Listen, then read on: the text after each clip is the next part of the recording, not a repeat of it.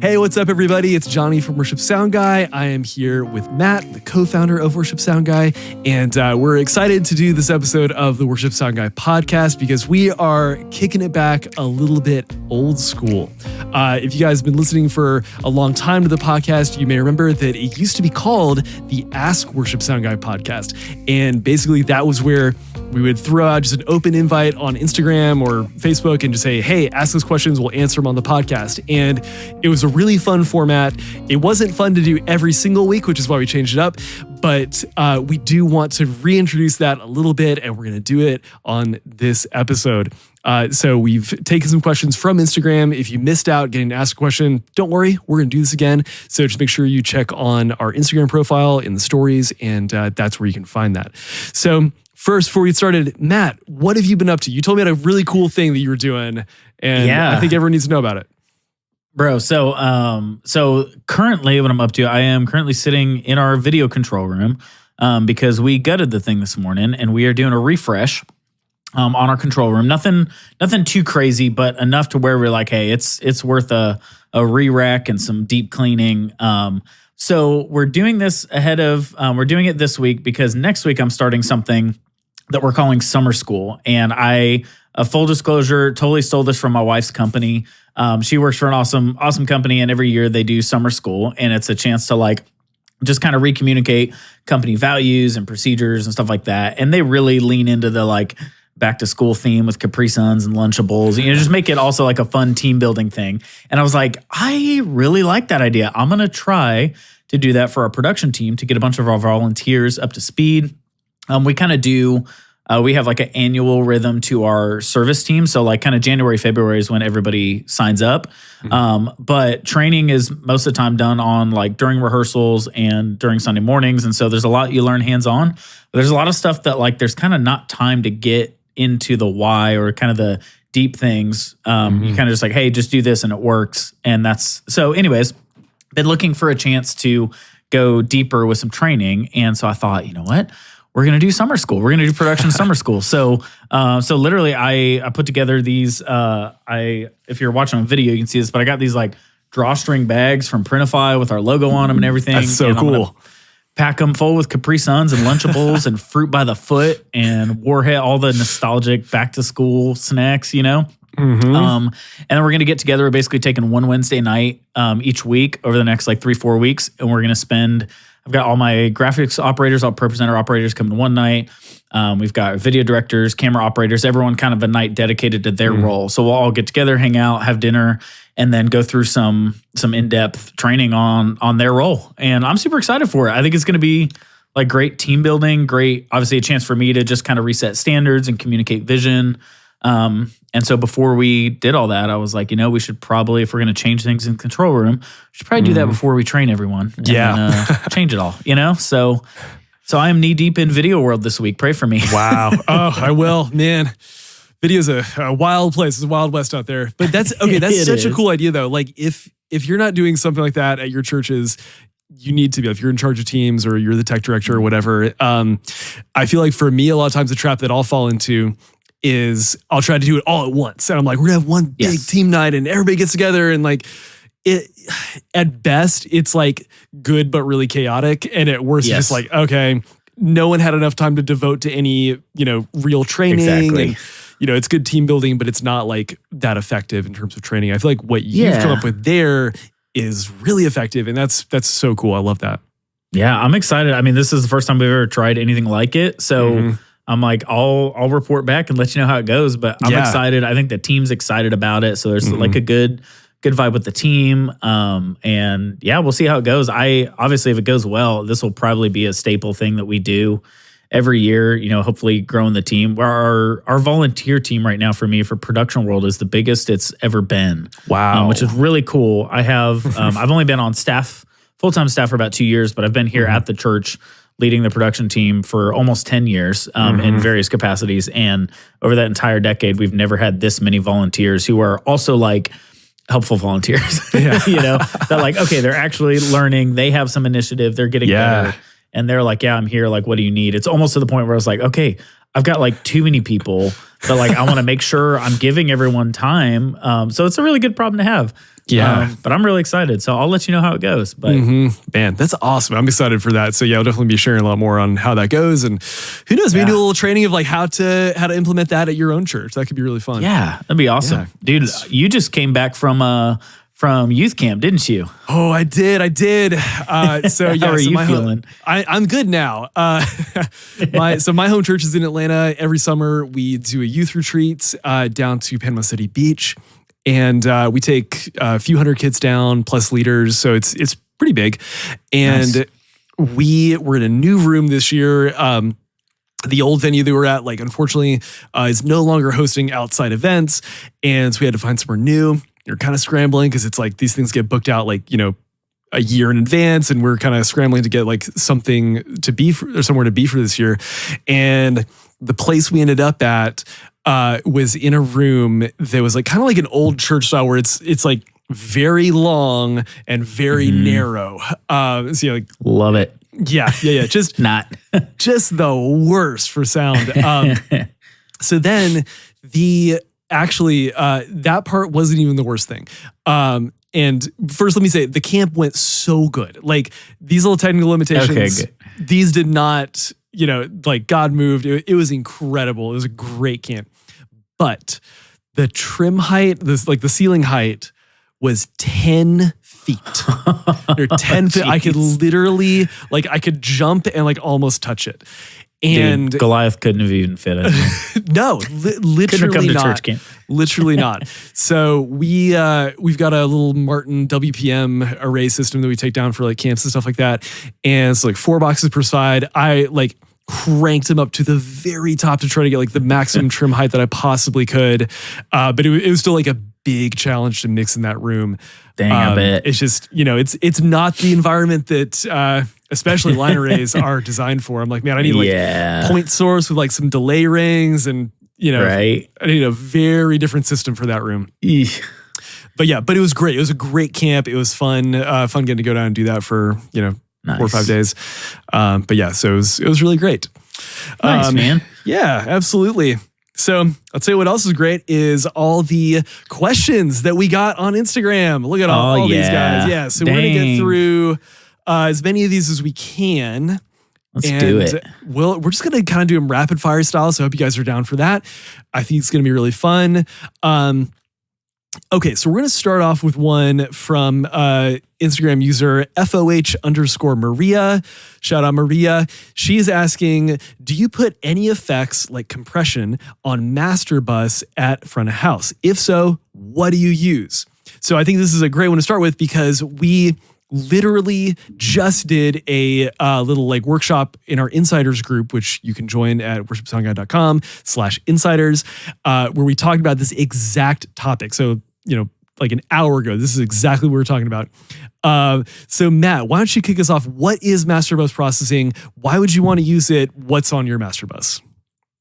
Yeah, so master bus processing is one of those things I feel like I didn't start doing until several years into my mixing career. But it was a night and day difference. Like it was one of those, I was like, man, why did I not start doing this sooner? So your master bus processing is what it sounds like. It is processing specifically on your left-right mix, like your master mix. The important differentiation is that it is not the same thing as your system processing or the processing that you put like on your main speakers. Your system processing is specifically getting your speaker system to match the room that you're in. So it's really affecting the way that those physical boxes or speakers sound in your specific room, whereas your master bus processing is changing the way that your mix, specifically your mix, sounds, not the way the speakers sound. So it can be easy to get those two tied up, but they're two different things. And this question, it sounds like, is specifically about master bus at front of house. Mm-hmm. And boy, do we have some stuff we do. Yes. Okay, so I'll walk you through like my process really quick. I think our approaches are pretty similar, but yeah. For me, the first thing that I'll run is some sort of compression. At this point, I feel like the EQ of my mix is mostly coming together, and I just want to glue things. I want to get in there with some compression that's going to kind of tighten the whole mix up, let it all kind of move together and gel together as one cohesive thing. So for me, usually I'm using the API 2500 from Waves, or I'm using the Puigchild 670 also from Waves. I'll go for like 3 dB of compression on that. So it's pretty subtle, nothing too crazy. I'm not trying to like make the mix get all pumpy or anything. Just a couple dB, like at the most, at the loudest parts of the mix. Is that kind of what you do first, Matt? Yeah, definitely. Again, we talked about this a little bit in the workshop. We went more in depth, but I think, a lot of times we talk about, okay, which comes first, EQ or compression? And the answer is both. But specifically, we talked about how like when you're talking about an input channel, you typically want to EQ before the compressor because there's so many corrective things that you have to do on that channel that, you don't want your compressor responding to a whole bunch of low end that has nothing to do with the source. So you EQ first. Now, when we talk about master bus processing, all of that EQ and kind of correction has been done in your mix. So a lot of times we will go compression first on a master bus because tonally it's already really, really close. And we want to just kind of pack the dynamics a little tighter before we then do some final like tonal shaping. So yeah, I do the same thing. I start with compression. Right now I'm using the SSL Master Bus comp. It's a classic. I actually didn't use it for a very long time. And maybe that's why I'm still using it and everyone else seems to have moved on. I'm just having my SSL era right now. But I'm happy with it. And, I'm same as you. I'm going like, I think if I hit 3 dB of reduction on that thing, I'm typically like, okay, I need to raise the threshold a little bit. 1 to 2 tops in the loudest moments feels great on that for me. Yeah, I would agree. I think the SSL compressor is so good. It's a classic for a reason. It is. All the records that we listen to that we love the sound of, like they're all going through an SSL desk for the most part. So there's nothing wrong with that. So after compression, for me, usually I'm doing potentially some like what I call like sweetening EQ. So I'll do that sometimes with like the Pultec, the Waves like Pultec, is it the Puigtec technically? So I'll bump a little bit, like maybe it's like between 5K and 10K, somewhere in there, just like a little high shelf to kind of just bring out some shimmer. And then at the same time, I will jump in and boost like just a few dB of like kind of the sub frequencies. And that all depends like kind of how things are sounding, in the mix already, and like whether it needs a little more shimmer and like oomph to it. But that's usually what I'm looking for. And then sometimes after that, I will go in with something to give it a little bit more like stereo life to it. For me, recently, that's been the Waves Abbey Road TG mastering chain, which is like a multi-processor, has a bunch of cool stuff in it. But specifically, it has this knob that just says spreader. And man, that thing, you stir it up, it just like your mix just gets wide and big. And it just feels awesome. So I've been using that. Now, okay, you've got something else I know on your mix. What have you been using? Yeah. Okay, so after the SSL comp, I don't have any Q, but I use a C6 after that just to pull out some of the problem spots that tend to build up a lot. Kind of low mids like 150 to 200, and then again, kind of in the upper like 3 to 4K range tends to just kind of compile over the course of your mix. So I've got a C6 dipping out a little bit of those. But after that is how I achieve the results you're talking about. I use the vitamin plugin. And again, I can't take credit for it, but one of the guys that mixes here at my church a lot, he threw it on one week, and I didn't catch what he did, but he was here for like 2 or 3 weeks in a row. And I was like, man, like something you're doing feels like significantly different. It just feels so good. Like, what are you doing? And so he showed me, he threw vitamin on the main left, right. And if you're not familiar with vitamin, it's kind of a combo, like there's some tonal aspects to it where you can kind of break it down like a multi-band and turn bands up or down. But it also has some saturation, and then it has like frequency, not frequency dependent, but like frequency specific widening capabilities to where you can kind of your lows, low mids and highs, you can kind of control the width of them. And so basically the way we're using it is in a similar fashion where we're boosting a bit of high end, but we're also kind of widening the high end. So it kind of makes the top end of the mix feel wide, but it keeps the mid-range really focused down the middle.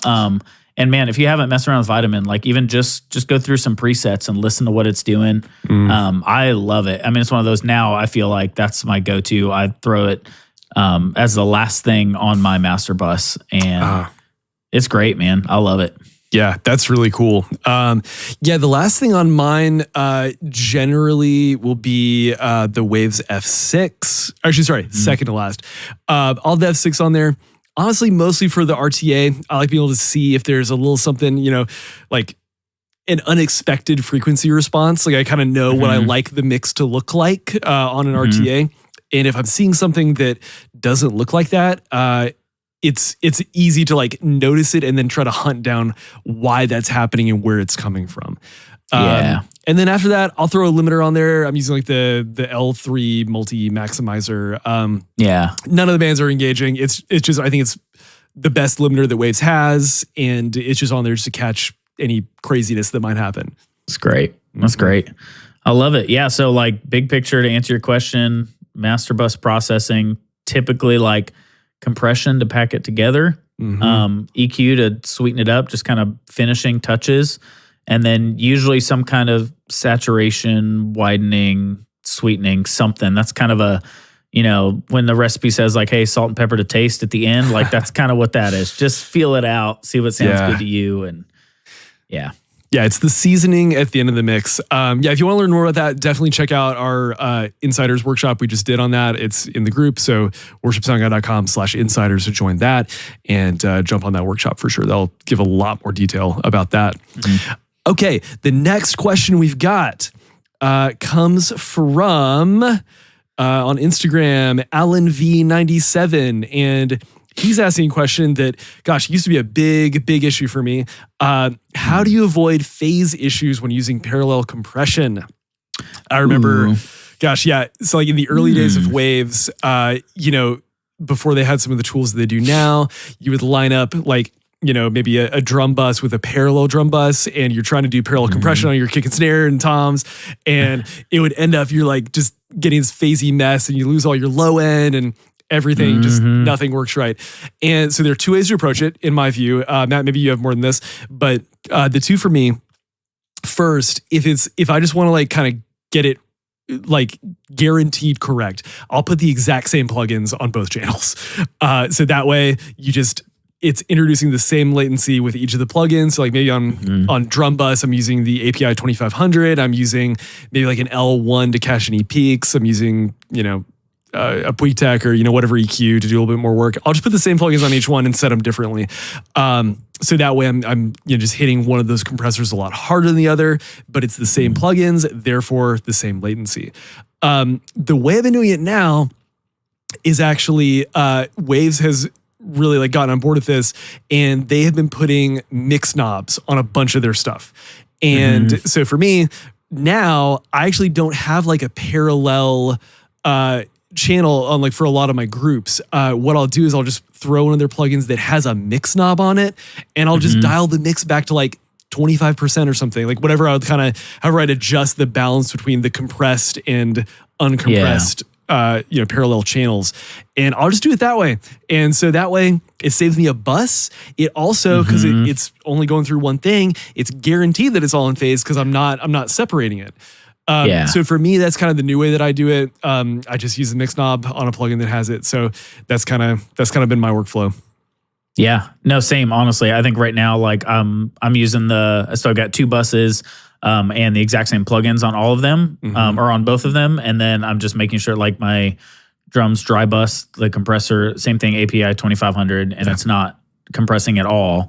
And then on the other one, but yeah, I like the 2500 specifically for drums, but on other stuff, I'll do the same thing, like that mix knob. Like I do that on my keys stuff if I want, pianos that smack. Just parallel compression is a great way to do it, but that mix knob, I'll throw that on one of my like hot keys or hot, to where I just always have access to it, and just roll that around, and it's great. Yeah, that's awesome.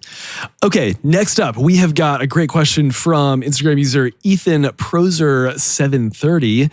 He's asking best tips for EQ on vocals. I think this is one that, gosh, we could just talk about forever. Now, what are your best vocal tips?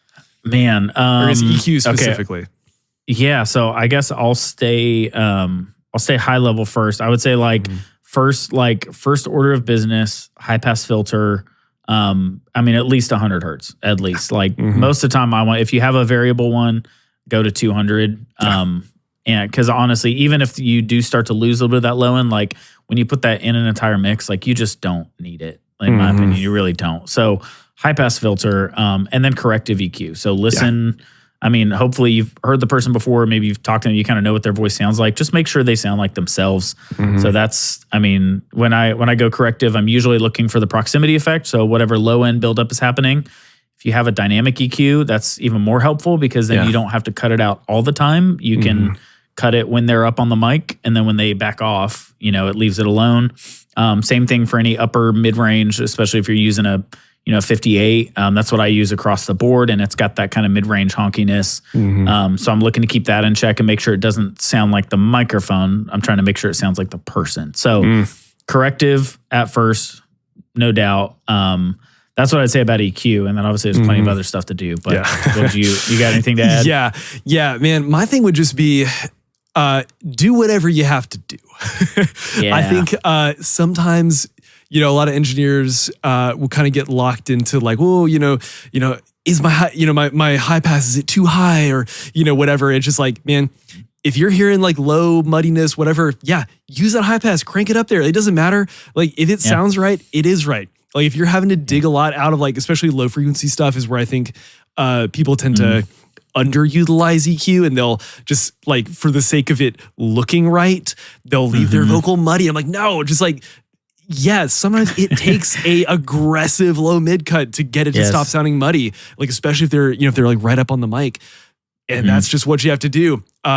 Dude, I've thrown a high pass at 350 hertz, 400 hertz before. Yeah, for sure. Easy. And I think just to clarify something, a lot of people are like, whoa, but the human voice, it's got content down at 200 hertz, or whatever, or lower potentially. And it's like, yeah. So remember how a high pass filter works. It doesn't immediately chop off everything below the frequency you set it at. That's where the roll off starts to happen. And depending on like how many dB per octave your roll off is, or your filter slope is set at, that's how much is going to, dip out those lower frequencies. So odds are, if you got, say like a 12 dB per octave filter, if you've got it, say it's set at 200, just keep the math really easy. It's by the time you get down to 100 hertz, so per octave, that's by that point it'll have reduced it by 12 dB. That's what like dB per octave means. And so it's like you're really not cutting out that much of the important low end, even when you're like up at 200, 300 hertz. Like it's not really affecting until later on down that slope. So don't be afraid to just go in there and do what you need to do to make it sound good. Yeah. And that even like will help down the road when you get like, usually I would throw a compressor next. If you have a ton of low end left in your vocal and you're trying to compress it, that low end is probably going to make that, the compressor is going to react to that first. And so you're not going to be able to get the compression you want on your vocal because there's too much muddiness in it. So if you cut that out first, your compressor becomes way more useful. Yeah. People all the time are like, oh man, like why is my compressor like going crazy and like getting all this gain reduction? And it's like, well, because you have a ton of low end in your signal. Compressors react more to low end. So if you've got a bunch of low end in your signal and then you dump that into a compressor, it's going to immediately start doing stuff because it reacts more strongly to the low end than it does to the high end. You back that stuff off and you take care of those low end problems. All of a sudden you're at, a nice amount of compression. It's, it's doing what you expect it to do and all your problems are solved and everything sounds great. Exactly. Yeah. Great question. Okay. Let's go to, BradenP.mp3. That's an amazing username, Braden. So he's asking, what is your final touch when you're feeling really good about a mix? That's an interesting question, I think, in light of our master bus processing question that we answered earlier. So it's like when you're already feeling really good about a mix, what's like the last little bit of sweetness on top? Dude, the first thing that comes to mind for me is like, honestly, like I feel like when I get to the point where I'm like, man, okay, this, like, I'm happy. This mix feels great. Like we all know, like it feels great in that moment. like maybe that portion of the song. But like, I feel like my final touch is kind of the fader dance, if you will, like actually just moving stuff around. Like, because if everything's locked in my mind, I think what gets me to the place where I'm like, okay, I feel really good about this, usually is when everything feels predictable, like stuff is under control, it's sounding the way I want it to. So now I can just make creative moves to where I'm like, great, I'm gonna like, pay attention to cues in the songs, which obviously you're doing all the time anyways. But now if I don't have to think about still fixing sources or something doesn't quite sound right, now I can be like, great, well, I'm going to remember to make this move where like, hey, in the verse, I'm going to use my short drum verb, and the choruses, I'm going to bring up the big one, and same with vocals, and maybe I'll tuck guitars 6 dB up until the bridge, and then I'm going to crank them. Those are, I feel like for me, those are the final touches. It's the actual like fader movements, like the equivalent to like automation in the studio, Yeah, dude, I was literally going to say the same thing. Okay. So yes, nice. that 100%, that is it. It's the active mixing. It's reading the room, reading the moment, and knowing like, okay, do we need to go for this chorus? And like, one of my favorites especially is just using your master fader, like very, very subtly, but like you'd be so surprised what like a 1 dB bump on the master fader does as you go into a chorus. Like it can just sound so big. Same thing with like, tucking down, verse or like the start of a song or whatever, just to let it build and like add even more. It's like you're working with the band to create even more dynamics, helping them like achieve some dynamics that maybe they can't fully like get because they're not listening to the front of house mix. Like that's one downside of like, the band, like they're all in in-ears, all that stuff. Like they can't feel what it feels like in the room. So sometimes they may not be as dynamic as they need to be. And so that's where we can come in with faders and like help create a more dynamic, more interesting, and more exciting mix. Yeah. And like any song that you've listened to from any record out there, like there's like the mix is never just static. Like, all right, great, there we go. That's a perfect spot for the fader for the entire 6 minutes. Like there's automation, and so it's like your job to do that live. Yeah. And so in my mind, I think of it, I almost have like 3 modes when I'm mixing. Like there's like sound check mode that's like, okay, is everything good with the sources? Do I need to move any mics? Is everything working? Is there any gain issues? And then I move into, okay, great. Let me make sure I know what sound is coming from each source and make sure I'm happy with the way it sounds. And then you get in that mode, you're like, great, I know where everything's at. Now I'm just going to make it like rock. I'm going to make it sound good. And that's that active, like, that's when it gets fun. And sometimes I feel like you can get stuck in a mode, so like Sunday stuff isn't working. You're like, man, you get stuck in, sound check mode, and you're like, man, I never really got to get to that, third mode where I'm having fun. I got stuck in making stuff work. And, and so I think like coming back to your question, like the final touches, it's like, man, I work hard to make sure that I can get through all 3 of those like phases or mental spaces. Because when you get in the last one, that's when you get to put the final touches on. And those are the Sundays where people are like, man, what'd you do? That sounded amazing. Like, just move faders, man. Just moving faders. Just did it. Just did my job. That's awesome. Okay, this will be an interesting one. So this is from Brendan Erzaro. Sorry if I'm pronouncing your last name wrong. So he's asking, delay align drums or nah? Okay, I got some initial thoughts on it. So first, okay, I think it's important to land on what we mean by delay align drums. There are 2 things I'm thinking about that he might mean by this. One of them is actually time aligning the drums that you hear on stage to the drums coming through the PA. And that's an interesting one. I don't usually do that. Usually stage volume is not that crazy that I'm hearing a ton of drums from the stage, but I can see like if you were in an issue or in a situation where you're having an issue with, maybe you're hearing the actual like raw, live snare from the stage at a different time, earlier or later than what's coming through the PA, then yes, I think I would time align probably. Gosh, like a technique for smaller room. Like I've definitely done that before. Yeah. We actually, I've heard a lot of guys talk about time aligning the PA specifically to the acoustic drum kit, usually the snare, because that's like the loudest source on stage. Totally, yeah. We actually did that here for a while, and it worked great for the drums. What we found is like the front couple rows, because the PA was delayed about 15 or so milliseconds. I think we round up between 15 and 20 somewhere. When the pastor was standing on the front edge of the stage speaking, they would hear his voice before it came out the PA. It was really distracting. Weird. So we ended up like splitting the difference and wound up around like, we put about 8 milliseconds of delay to kind of just close the gap a little bit. But I'm with you. Like that's only really the case if you're in a smaller room where your PA and your acoustic sources are kind of the same volume. Yeah, that's definitely on a case-by-case basis for me. The other one that I think he might mean also is phase alignment. And especially on drums, man, I'll talk about this all day because I think it's so important, is getting your drums in phase, like with your microphone placement. So for me, that's a huge issue that I run into and find when I talk to people all the time. Is like, man, they're like, gosh, like my snare, like just, it doesn't hit. It sounds so bad. And like, whatever. And it's like, well, I just flipped the phase on your overheads, and it turns out they were completely flipped, compared to, the phase alignment of, where your snare mic is at. And that can happen with toms, kick, snare, everything. So yes, I would say always use your best engineering practices to get those mics as phase aligned as you can. You can do some stuff at front of house with like some plugins, or even just like adding delay to like move different mics around and try to like get things to match up. I don't think that works as well as just getting it right at the source and just placing your mics in a way that keeps them in phase as much as possible. And, it's never gonna be perfect. I get that, but you'll get pretty close. And that's my favorite way to do that. Nice. Yeah, I think I typically do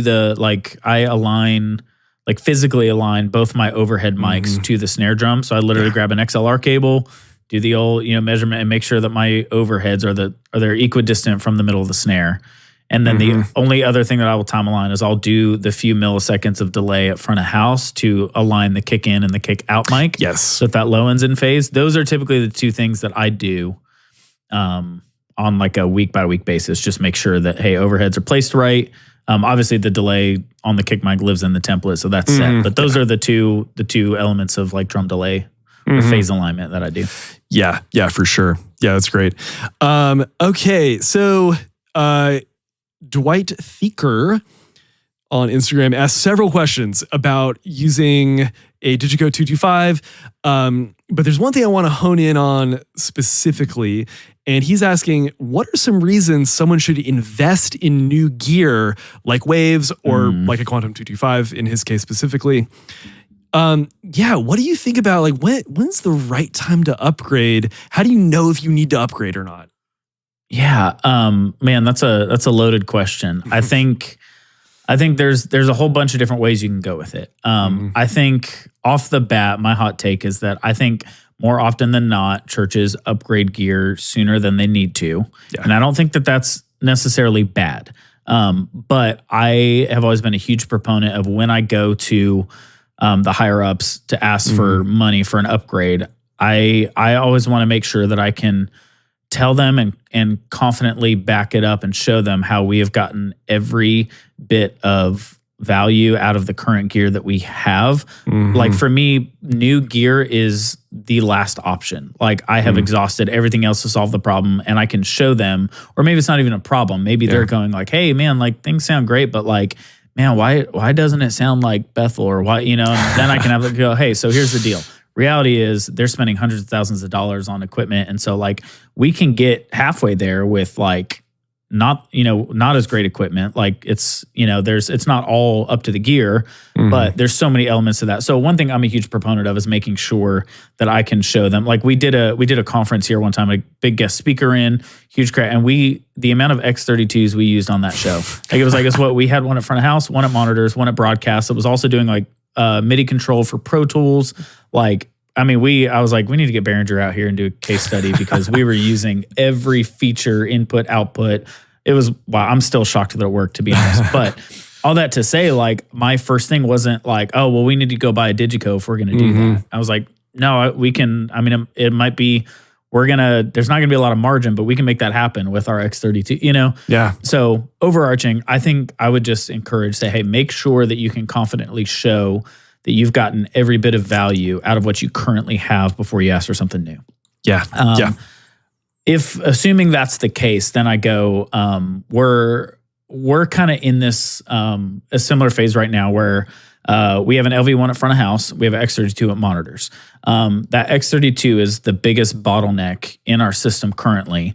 And a lot of our worship director and our pastors, one of the things they're wanting to do right now is, hey, we want to get more people on stage. Like with the X32, we only have 8 mixes. The stereo, I wouldn't wish a mono in-ear mix on my worst enemy. So 8 mixes it is. And so we have that. And so when they're going, hey, what would it take? Like, we want to start raising up more musicians. That's their vision. And so for me, it's really easy for me to connect that, like a monitor console upgrade, to their vision and go, hey, like, this is something that you have stated as a value, and this is the technical, this is kind of the cost of it. And then it comes down to budget. Like, man, if you've got a budget for a 225, then amazing. Like, I'm with you, though. We don't have one right now. That's my dream console. I'd love to get one in there. But at the end of the day, if it's just not realistic for a budget, then it's up to me to find, okay, what's the next best thing, Yeah. So I would say, sorry, there's a long way around to say, I think how you know when it's time is when you can connect a new gear purchase to your pastor's vision or whoever's over you. Yeah. I think it's a really love good that test. I think that's priority number one for sure. Is like, it's got to line up with the vision, not just your vision, but like the church's vision, the worship leader's vision, the pastor's vision, all connecting to be like, yep, this is what we need to make that happen. I think the other thing for me is like, you better have read your dang manual first. Yeah. Yes. Make sure you don't already have something that will do what you need it to do, and you just don't know it. I have run into that situation personally. I've talked with a lot of people who've run in that situation where they're like, man, I needed something that could do, XYZ, and so I bought this. And I'm like, oh, cool, where are you coming from? And they're like, oh, yeah, it's this console or, whatever. And I'm like, oh, do you know you can actually do that in the console you had? And they're always like, what? No way. And it's, you never read the manual or like tried to figure it out. And I think sometimes we get really comfortable with the gear that we have and we don't explore all the capabilities that it has. And I think that's a big mistake. And honestly, like, just to be really real, it's not a good stewardship of the equipment, the funds, the everything that we've been entrusted with. If you can't explain like, what your current gear is lacking and be confident in that answer, you just be like, I don't think we can do it. Like, are you sure? Like, are you really sure that you can't do it? If you can't answer that question with confidence, have you tried? Have you tried reading the manual? Yes. Yeah. So I think that's a big thing. Thinking outside the box of like ways to make things work. The other reason that I really like upgrading gear is when we can bless somebody else with whatever we're replacing.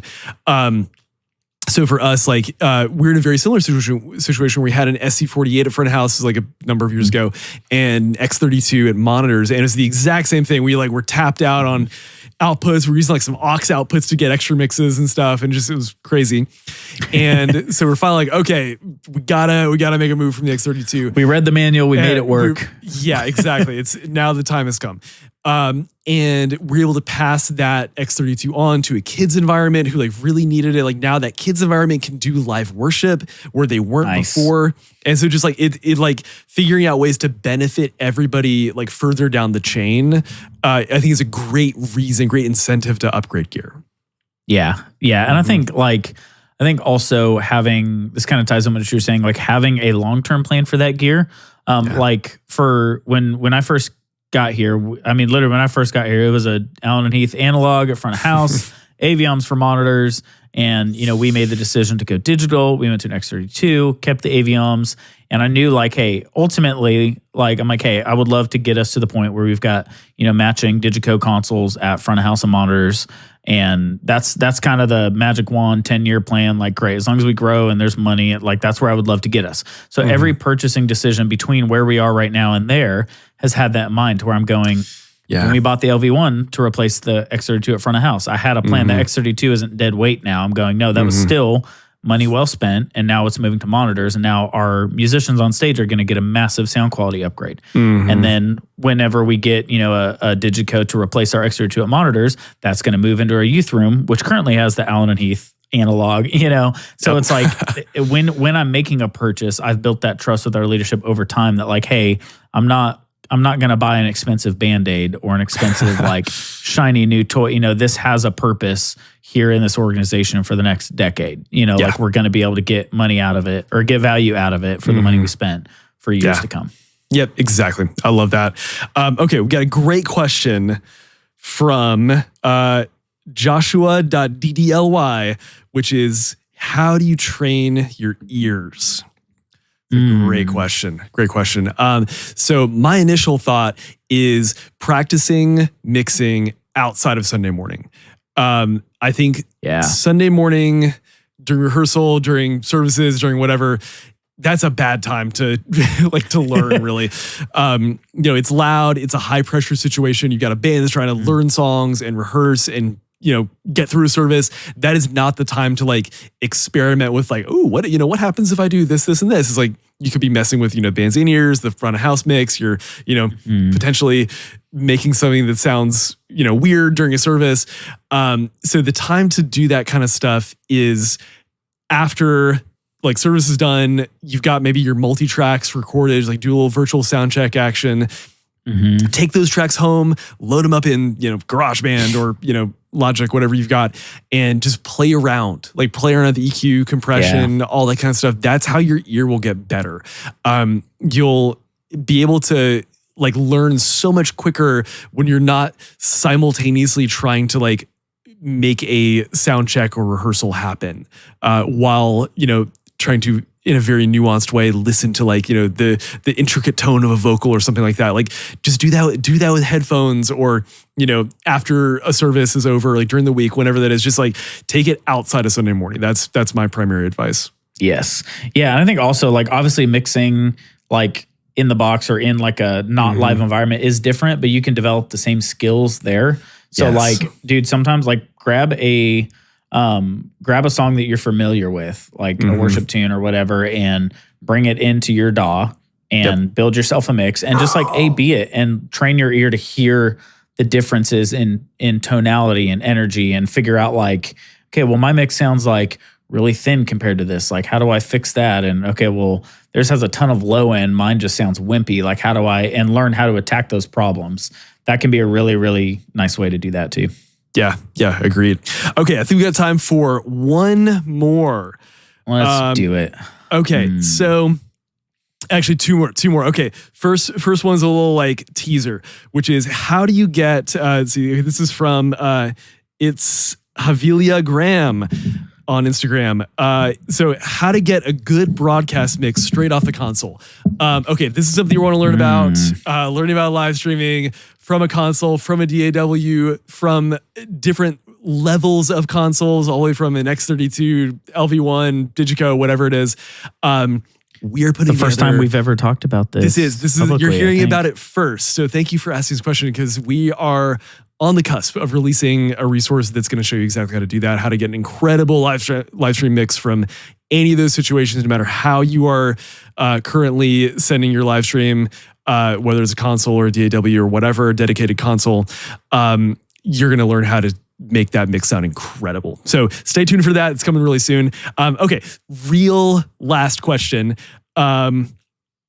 From Joel Knowles. How many crowd mics do you use and how do you mix them?